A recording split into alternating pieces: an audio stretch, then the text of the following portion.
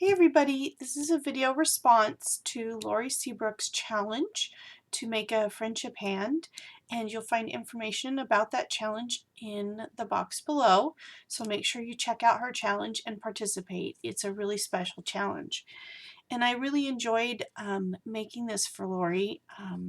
This hand is really, it turned out to be kind of special, you know, when you're working on it, I don't know, it's pretty neat. Anyway, I started with a chipboard hand that I traced of my own hand.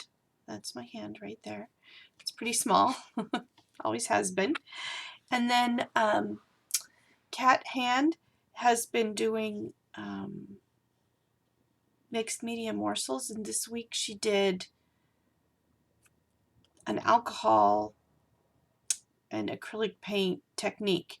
So I went ahead and used my Lumiere paint and did that technique, and this side came out so pretty I didn't want to cover it at all. So that is the alcohol technique, and I did it on both sides. All right. And then on this side, this is a unity stamp, and this really represents who I am. I would say, other than my family, my children, and my husband, my horses have been the most significant relationship in my life. And this one is colored after my favorite mare. She's very, very special to me, and this really represents how I feel about her. So I put that on there, and then I put my name right here, which I stamped it in VersaFine, and then I just punched it out. It's an old Stampin' Up stamp. Oh, and I had stamped this in the sepia VersaFine, and then I colored it with Distress ink. And then I used a different color of Lumiere paint to paint the nails, because if I'm going to be girly, that's what I do. I paint my nails. That's about it. I don't wear a lot of makeup and things like that. And then over the top, you can kind of see the texture. I used a stencil that has a design that reminds me of a quilt block, because I'm a quilter as well as a paper crafter. And I used this heavy, let's see,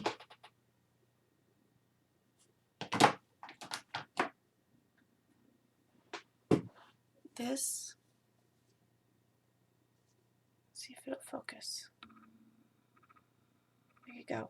Extra heavy matte gel. And so it created, and I used it through the stencil. So when you look at it straight on, it's totally clear. But then as you move it, you can see and you can feel the texture of the stencil through it. I just love this stuff. I need to get the shiny version of this too, because it's neat that it creates the texture from the stencil, but it's just an overlay. It doesn't at all interfere with what's underneath of it. And then I found this vintage lace in my stash, so I just decided to put a little cuff on the hand. And I didn't want to overly decorate it, because she did say there was some things she wanted to do to it. But yeah, I would say the only thing that didn't get on here is the fact that I'm an English teacher. But I couldn't really think of a good way to do that. So I'm sure there would have been, but at this point it felt finished to me, you know. I didn't want to cover up too much of this alcohol technique, because it's so pretty, and that, you know, that it kind of represents me too. I love stamping techniques and mixed media, and I love the art side of all of this.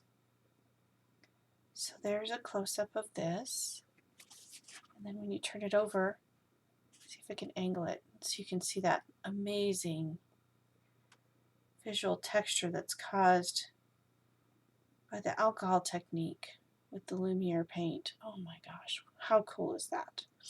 All right, So that's my entry, and I'll go ahead and make a little tag that can tuck behind and kind of talk about, you know, some things about me. And I'll mail this off to Lori.